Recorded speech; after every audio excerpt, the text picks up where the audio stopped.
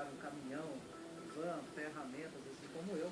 E hoje está todo mundo entregando carro, van, caminhão, porque não tem mais como pagar. Né? Quantos empregos estão gerados aqui? De acordo com a grandeza do filme, tem longas-metragens que tem menos atores, menos figurantes, cerca de 150 pessoas no longa. Mas tem filme que a gente sabe que chegou a trabalhar 700 pessoas aqui.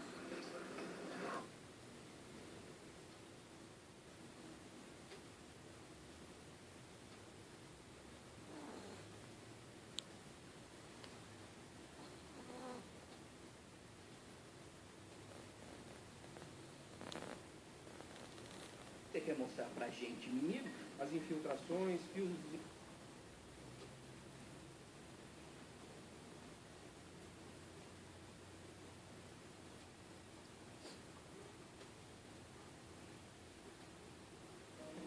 Não dá satisfação.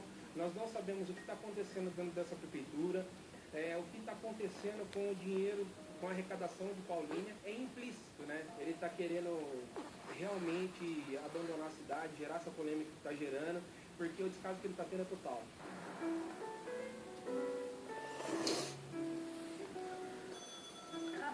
Eu adoro.